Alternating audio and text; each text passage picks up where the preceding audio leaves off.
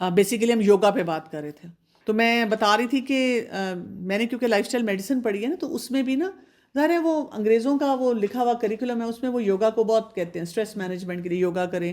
آپ نے over all بھی دیکھا ہوگا کہ یوگا کے بارے میں بہت بات ہوتی ہے نا کہ یوگا سے جی بڑا اسٹریس ریلیز ہو جاتا ہے یہ وہ. لیکن یہ کہ یہ ہندوؤں کی اور بدھسٹ عبادت کا طریقہ ہے. اب آپ جو مرضی کہہ لیں کہ ہم تو ایسے ہاتھ نہیں رکھتے، ہم تو یہ دعا نہیں پڑھتے، ہم تو دل میں یہ نہیں سوچتے. دیکھیں نیت کی بات نہیں ہے، آپ کو کیا کرنا ہوگا جب آپ دین کا معاملہ ہے نا، آپ اللہ کی رضا کی بات سوچتے ہیں نا، آپ نے اپنی تھیوریز نہیں لگانی بیچ میں. میں نے اپنی زندگی میں بس ایک ہی فارمولہ رکھا ہوا ہے، بینگ اسٹوڈنٹ آف قرآن. جب مجھے کوئی بات نظر آتی ہے نا تو مجھے ڈر اپنے نفس سے بہت زیادہ لگتا ہے. میرا نفس تو بہت ہی کمزور ہے. میں کیا کرتی ہوں، میں نے سمپل ایک فارمولہ رکھا ہوا ہے، میں علماء کو دیکھتی ہوں. اور وہ والے نہیں جو آج کل کے آپ کو خوش کرنے والے علماء جو میوزک کو بھی حلال کہہ رہے ہیں، جو مرضی آپ ڈانس کر لیں تو حلال ہے، آپ فلاں حجاب لینا لے وہ حلال ہے. They just trying to please you. انہوں نے اپنے ایسے ایسے فتوے اور ایسی ایسی تھیوریز اور ایسے ایسے لاجک نکالے ہوئے ہیں کہ آج کل کے دور میں ایسے نہیں ہیں، اور ہم بڑا خوش ہو جاتے ہیں. پڑھا لکھا طبقہ تو بہت ان کو اپریشیٹ کرتا ہے. نہیں، مجھے وہ دیکھتے ہیں جو کلاسیکل اسکالرز ہیں، وہ کیا بتاتے ہیں. آپ سمپلی islamqa.com پہ چلے جائیں اور وہاں کے فتاوا پڑھ لیں. تو جب میں نے وہاں پڑھا تو وہاں پہ تو لکھا ہوا ہے کہ چاہے کوئی ایکسرسائز کے حساب سے بھی کرتا ہے تو یہ جائز نہیں ہے، یہ عبادت ہے کسی کی. تو پھر ہم کیوں کریں؟ اب مجھے کوئی 100 دفعہ پوچھے، کسی نے مجھ سے یہ پوچھا نہیں لیکن دیکھیں میں تو یہ والا پوسچر نہیں بناتی، تو میں یہ نہیں کرتی. میں کہ دیکھیں میرے لیے تو بس یہ کافی ہے، کیونکہ مجھے کیا چاہیے، اللہ کی رضا. اور جب علماء کہہ رہے ہیں کہ یہ ایکٹیویٹی کرنے سے اللہ کی رضا نہیں آئے گی، اور 100 طریقے ہیں ایکسرسائز کے، میں اسٹریچنگ بھی کرتی ہوں، بریدنگ ایکٹیویٹیز بھی کرتی ہوں، اس کے علاوہ کارڈیو بھی کرتی ہوں، مسل اسٹرینتھ ایکٹیویٹیز بھی کرتی ہوں، لیکن یوگا نہیں کروں گی. یعنی یوگا پہ کوئی زندگی تو نہیں آپ کی ختم ہو جانی اگر آپ نے نہیں کیا. تو آپ دیکھیں اس طرح کی چیزیں اتنی کامن ہیں، اتنا ان میں مزہ ہے، اتنا لطف ہے. میں اتنے لوگوں کو جانتی ہوں جو مجھ سے زیادہ دین پہ عمل کرنے والے ہیں، لیکن وہ کیجول ہو جاتے ہیں ان چیزوں میں. میں پھر بہت پریشان ہوتی ہوں. مجھے ہوتا ہے کہ اچھا مجھے ان کا کیجول ہونا کسی چیز میں نظر آ رہا ہے، کیا پتا وہ اس چیز میں کیجول ہے، میں کسی اور چیز میں کیجول ہوں. تو ہمیں اپنے پاس وہ سکینر کیا لگانا ہے، اللہ راضی ہوگا. اور اسی طرح جو کام ہم کریں اس کے بعد دعا کیا مانگیں، اللہ تعالیٰ اس کو قبول کر لینا، ربنا تقبل منا، اللہ تعالیٰ سے قبول کر لینا. اور ساتھ ہم دعا کیا مانگے کہ اللہ تعالیٰ مجھ سے راضی ہو جائے. اللہ راضی ہو گیا تو الحمدللہ. اور اللہ تعالیٰ چھوٹی چیز پہ بھی راضی ہو سکتا ہے. اس سے یہ بھی پتہ چلتا ہے ہم کسی کو جج بھی نہیں کر سکتے. ہمیں کیا پتا، ہمیں کوئی ایسا نظر آتا ہے جو کیجول نماز پڑھنے والا ہے، دین کے معاملے میں بھی لگتا ہے کہ کوئی خاص کام نہیں کر رہا، لیکن اس نے کوئی ایسا کام کر دیا ہو جس سے اللہ راضی ہو گیا ہو. کیا پتا، ہمیں نہیں پتا. اس سے ہمیں خود بھی ہمت نہیں ہارنی، ٹھیک ہے نا.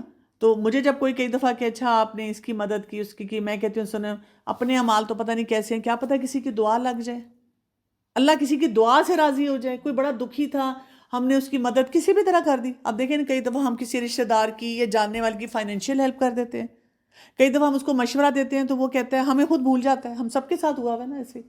کبھی کوئی بتاتا ہے، آپ اس کی تعریف کرتے ہیں کہ آپ ماشاء اللہ بڑا اچھا کام کرے، کہتے ہیں آپ نے مشورہ دیا تھا، آپ کہتے ہیں مجھے تو یاد بھی نہیں، مجھے تو یاد بھی نہیں. ہم اپنے رشتہ داروں کو، ایون بچوں کو اور لوگوں کو دیتے ہیں.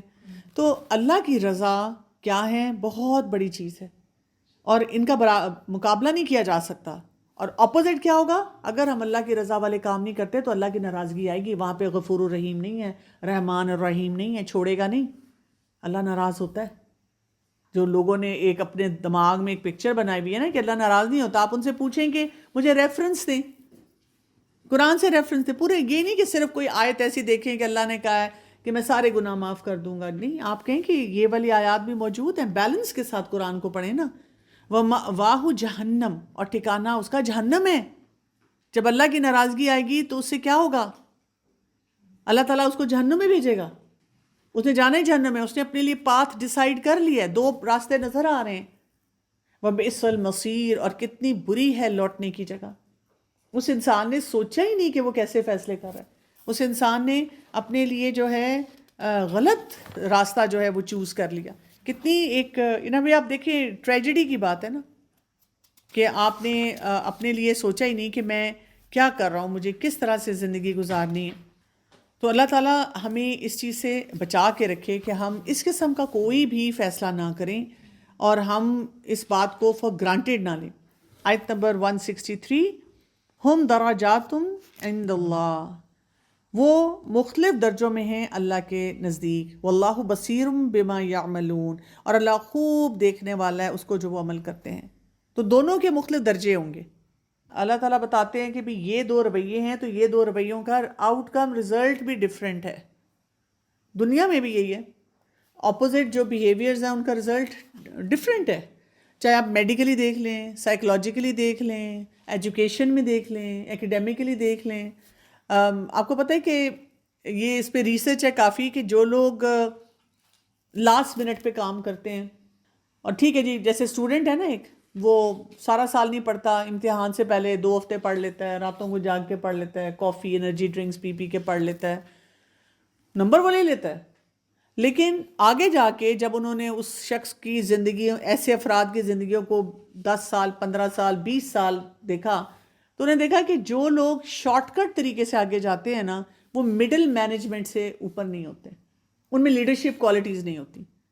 وہ کمائی بھی کر لیتے ہیں، وہ کئی دفعہ دوسروں کو دیکھ کے یہ بھی کہہ لیتے ہیں لو جی تم تو سارا وقت پڑھتے تھے، پڑھاکو توتے تھے، ہم تو بس آخر میں پڑھتے تھے. لیکن وہ کامیاب نہیں ہو سکتے ان دا لانگ رن. ایک شخص کو رشوت پہ، غلط سفارش پہ کوئی سٹیٹس، کوئی عہدہ مل سکتا ہے لیکن وہ کامیاب نہیں ہوگا. کامیاب ہم ہمیشہ اپنے پوٹینشیل پہ ہوں گے، اور اس میں سب سے بڑی بات ہم اللہ کو جتنا راضی کریں گے. سب سے بڑی بات تو کیا ہوتا ہے؟ سکون. انسان کے اندر سکون آتا ہے، انسان کی زندگی میں برکت ہوتی ہے، انسان کے معاملات میں برکت ہوتی ہے. ہم صرف فائنینشیل اس طرح سے تو نہ دیکھیں نا.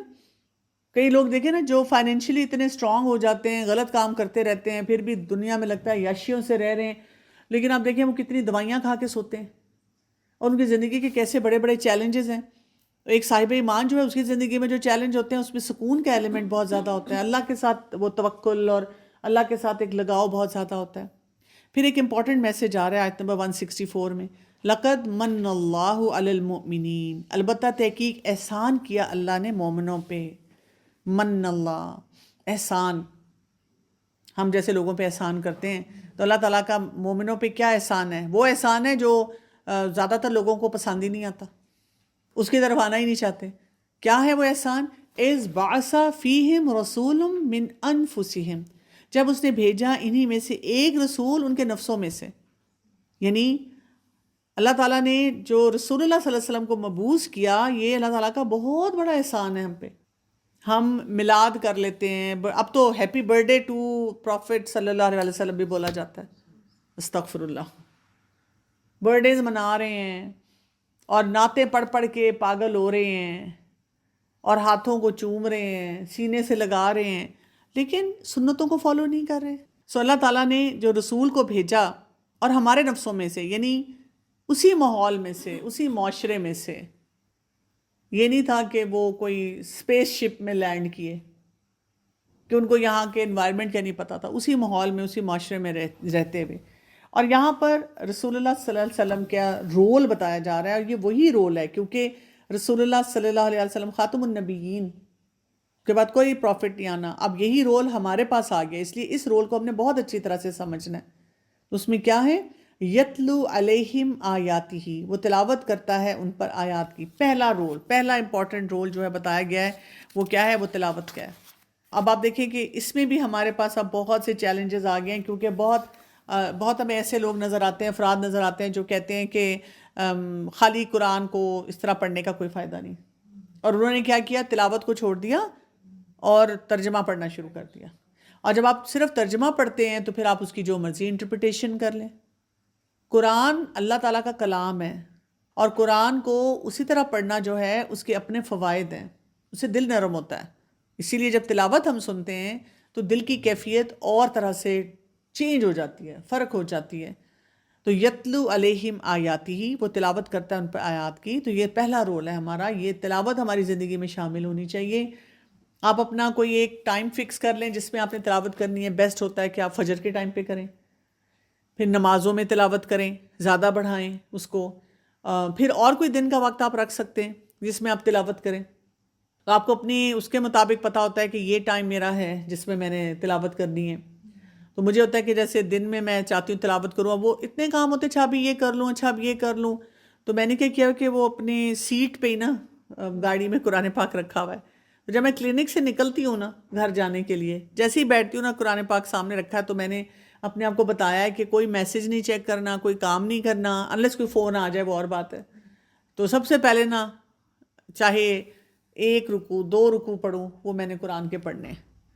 وہ جب اپنے پر پابندی لگاتی ہوں تو پھر کوشش ہوتی ہے کہ وہ ہو جائے. نہیں تو ہم میں سے اب ہر شخص پتہ نہیں کس زندگی میں ہم بزی ہو گئے ہیں کہ وہ فجر کے علاوہ سوچتے ہی رہتے ہیں کہ اب تلاوت کریں، پھر رمضان میں ہی پھر کھولتے ہیں.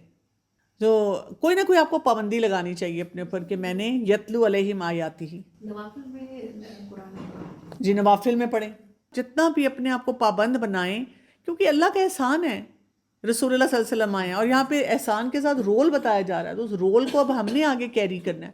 ہم نہیں کیری کریں گے تو کیا ہوگا؟ اب آپ دیکھیں اکثر لوگوں سے جب میری بات ہوتی ہے تو وہ یہ بات کہتے ہیں کہ جی ہم جب چھوٹے تھے تو صبح صبح ہمارے گھر میں ابو کی، دادا کی، خواتین میں بھی کسی کی تلاوت کی آوازیں آنی شروع ہو جاتی تھی.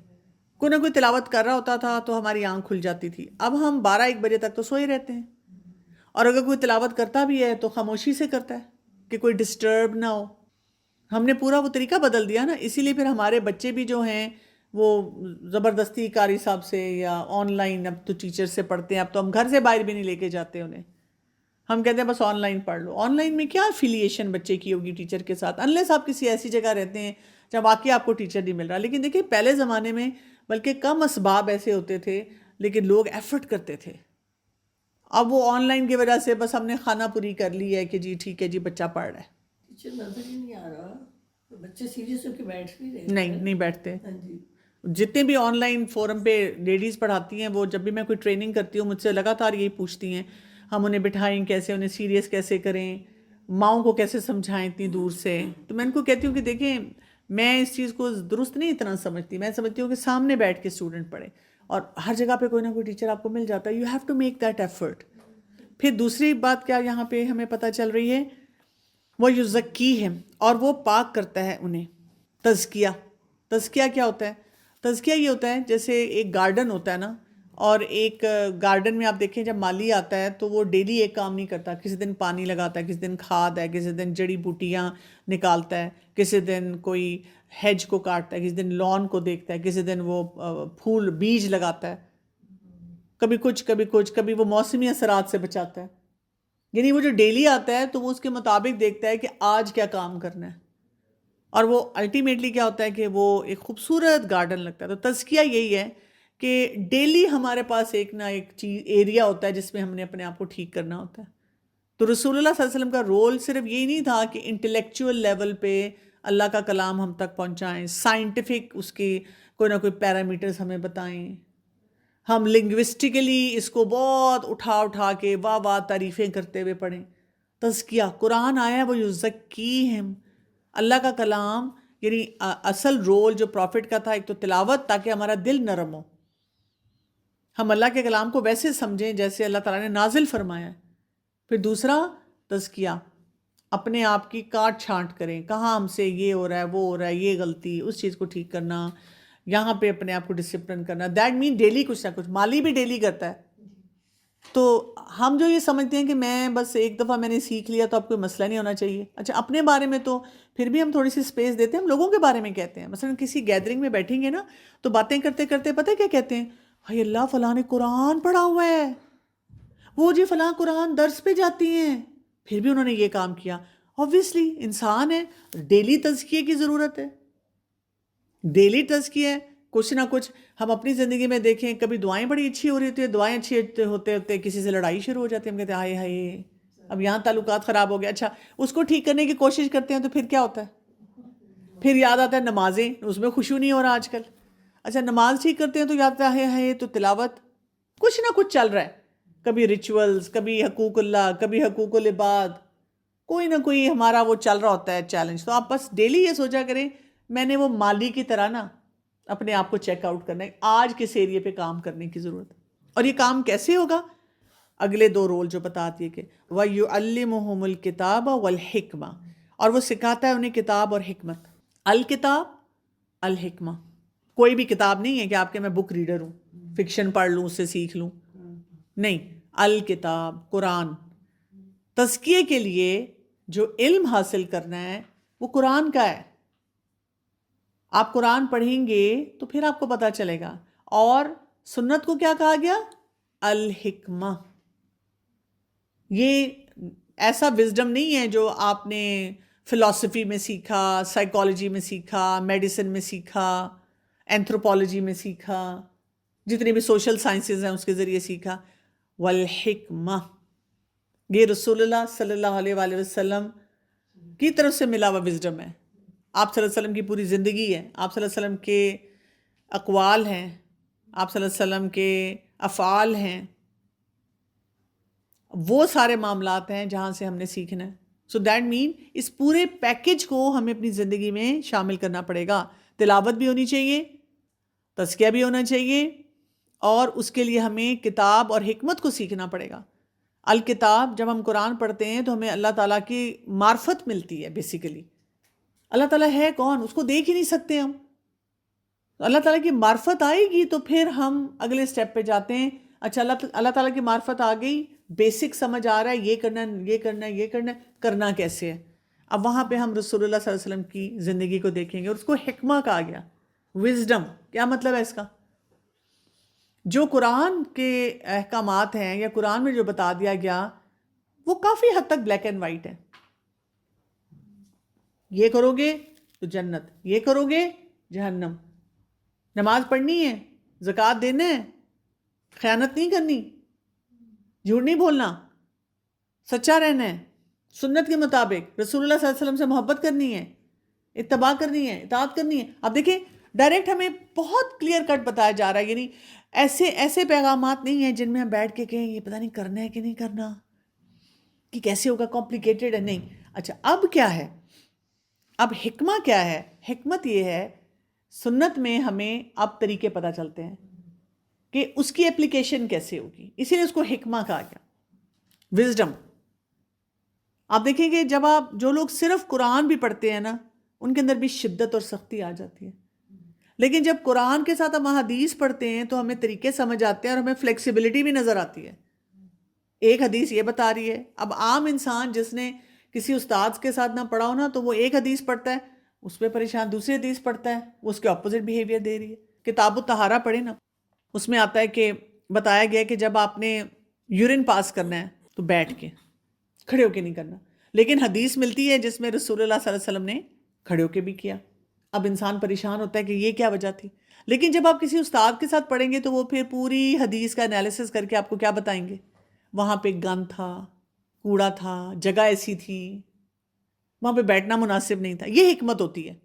تو کتنی اہم بات ہے نا. ہم بھی کئی دفعہ ٹریول کر رہے ہوتے ہیں، کوئی پبلک اسپاٹ ایسا ہوتا ہے، وہاں پہ ہم نے واش روم کیسے یوز کرنا ہے، کوئی آپ کا اپنا مطلب ہے تو وہاں کیسے کرنا ہے، ٹھیک ہے نا. تو اتنی باتیں ہمیں پتہ چلتی ہیں حکمت کے ذریعے. نمازوں کو اگر ٹریول کر رہے ہیں تو جمع کیسے کرنا ہے.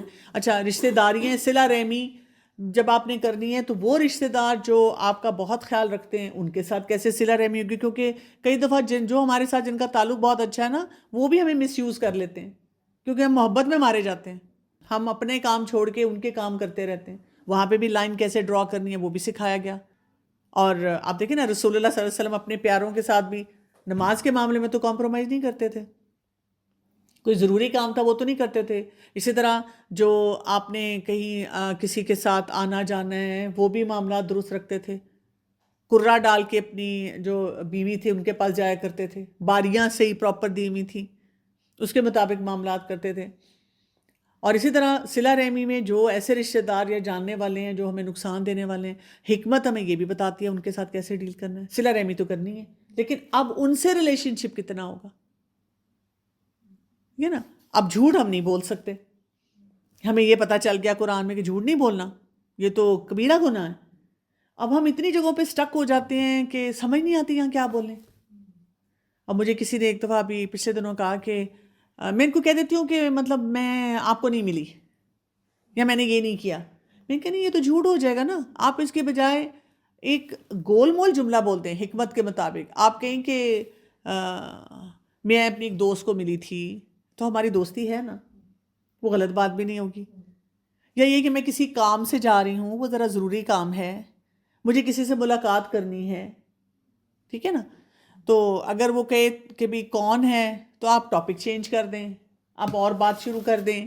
100 طریقے ہیں جس میں ہم اپنے آپ کو جھوٹ سے بچا سکتے ہیں گول مول بات کر کے. اب اگر ان کے پیٹ میں مروڑ اٹھتے رہیں کہ کیا بات ہے اور تجسس رہے، تو دیٹ از دیئر پرابلم. حکمت ہمیں بہت کچھ سکھاتی ہے، یعنی حدیث کو پڑھنا اور اس کو سمجھنا بہت امپورٹنٹ ہے. اب آپ سوچیں ہمارے پاس اس وقت جو لوگ کچھ لوگ ہمیں ایسے نظر آتے ہیں جو اپنے آپ کو بہت لرنڈ کہتے ہیں اور لوگوں کو بہت، ان کی فین فالوئنگ بھی بہت ہے، وہ حدیث پہ نہیں آتے، وہ صرف قرآن کی آیت کوٹ کریں گے اور حدیث نہیں بتائیں گے. آپ یہ بھی بہت بڑا فتنہ ہے. تو ہمیں نا اپنے لیے بھی سوچنا ہے کہ میرے زندگی میں یہ پیکیج ہونا چاہیے، کیونکہ اس پہ کہا گیا ہے نا کہ من اللہ کا احسان ہے. اب آپ دیکھیں نا رسول اللہ صلی اللہ علیہ وسلم آ کے صرف تلاوت کر دیتے، ہم بس تلاوت پہ ہی رہتے، تو ہماری زندگیاں کیا ہوتی؟ ہم کیسے اپنی زندگی کو بہتر بناتے؟ تلاوت نہ ہوتی، دل نہیں نرم ہو رہا، اور تزکیہ کے لیے تابڑ توڑ حملے ہو جاتے ہیں. صرف قرآن دے دیا جاتا، آپ صلی اللہ علیہ وسلم کوئی بھی اپنی زندگی کو سے کوئی مثال نہ دیتے، یا یہ کہ آپ صلی اللہ علیہ وسلم کی زندگی کو اتنا پریزرو نہ کیا گیا ہوتا. کتنی پرابلمز ہوتی ہیں ہماری زندگی میں، ہم کیا کرتے؟ نماز کو اگر آپ دیکھ لیں، قرآن میں تو صرف آ گیا قیموا الصلاۃ، ہم پتہ نہیں کوئی کسی طرح نماز پڑھتا، کوئی کسی طرح پڑھتا، سمجھ ہی نہ آتی کہ کیا کریں. اور اسی لیے پھر کہا گیا وَإِن كَانُوا مِن قَبْلُ لَفِي ضَلَالٍ مُبِينٍ، اور بے شک تھے وہ اس سے پہلے البتہ کھلی گمراہی میں. اس کا مطلب ہے ابھی بھی جو لوگ اس کو احسان نہیں مانتے، جو لوگ اس پیکیج کو اپنی زندگی میں نہیں رکھتے، وہ گمراہ رہیں گے، کھلی گمراہی میں ہوں گے. اور ہمیں نظر آتا ہے، ہم اپنے گھروں میں اپنے ارد گرد دیکھتے ہیں جو لوگ قرآن کے ساتھ وہ وقت نہیں لگاتے، قرآن کو امپورٹنس نہیں دیتے اپنی زندگی میں، باقی سب کچھ کر رہے ہیں، گھوم رہے ہیں، پھر رہے ہیں، ایسی ایسی انٹلیکچوئل گفتگو ہے، باتیں ہیں، اور اس میں قرآن کو بھی شامل کرتے ہیں. لفاظی کے طور پہ ہم لے کر آتے ہیں قرآن کو، لیکن نہیں، وہ زندگیاں نہیں ہماری وہاں پہ کسی بھی طرح سے بدل رہی اور اس میں کوئی بہتری آ رہی. تو بہت زیادہ ضروری ہے کہ ہم ان فیکٹرز کو اپنے ذہن میں رکھیں اور ان کے اوپر توجہ دیں. تو آج کا لیسن ہم یہیں تک کرتے ہیں. آپ دیکھیں کہ اس میں جو امپورٹنٹ چیز، ہمیں امپورٹنٹ بات کیا پتہ چلی ہے، ایک تو اللہ پہ توکل، دوسرا امانتوں کا پاس رکھنا، تیسرا اللہ کی رضا. دیکھیں کتنے ویل کنیکٹڈ ہیں. امانت کو بھی آپ تبھی سمجھیں گے نا جب اللہ کی رضا، اور اللہ کی رضا حاصل کرنے کے لیے یہ 4 رولز ہیں، ان کے اوپر آنا بہت زیادہ ضروری ہے. اسی سے اللہ راضی ہو جائے گا نا. آپ دیکھیں کہ جب ہم سے کوئی غلطی بھی ہوتی ہے، مثلا ہوتا ہے نا کہ آپ سے بس ہو گئی کوئی غلطی، جیسے امی ابو ناراض ہو گئے یا کوئی اور ہسبینڈ ہے وہ ناراض ہو گیا، تو والدین جب ناراض ہوں تو بچہ جیسے ہی وہ اپنی اصلاح کرتا ہے تو کیا ہوتا ہے؟ خوش ہو جاتے. ہمیں بلکہ اپنے اسی بچے پہ جس کو ہم اس کی شکل نہیں دیکھنا چاہ رہے ہوتے، اتنا غصہ آیا ہوا ہوتا ہے، ہمیں اس پہ اتنا پیار آ جاتا ہے، اتنا پیار آ جاتا ہے، ہم کہتے ہیں میرا بچہ دیکھو اس نے محنت کی. تو اتنا مطلب ہمارا دل ایسا ہے. تو آپ سوچیں وہی بات ہے، وہاں پہ اب اللہ غفور الرحیم ہے، رحمان الرحیم ہے. اللہ تعالیٰ نے ہمیں کتنا خوبصورت پیکیج دے دیا ہے. توکل کرنا بھی ہمارے لیے آسان کر دیا ہے، امانتوں کا پاس رکھنا بھی آسان کر دیا ہے، تزکیہ بھی آسان کر دیا ہے، کمپلیٹ پیکیج دے کے، اوپن بک ٹیسٹ. تو نہ اللہ تعالیٰ دیتا تو اب دیکھیں، اسی لیے ہم شاید شروع سے وہ لے کے چل رہے ہیں نا، ہم اس کو چیرش بھی نہیں کر پاتے. جو لوگ ریورٹس ہوتے ہیں آپ دیکھیں وہ بہت زیادہ اس چیز کے اوپر رہتے ہیں، ان کو جتنا وہ ہوتا ہے کہ کیونکہ ہم نے دیکھا ہی نہیں نا کہ باقی ادیان جو ہیں ان میں تو کوئی ایسا ہے ہی نہیں سلسلہ. تو اللہ تعالیٰ ہمیں توفیق دے کہ ہم اپنی زندگیوں کو بہتر بنا سکیں اور ان تمام معاملات کو صحیح طور پہ سمجھ سکیں. سبحانک اللہم و بحمدک، اشہد ان لا الہ الا انت، استغفرک و اتوب الیک. السلام علیکم ورحمۃ اللہ وبرکاتہ.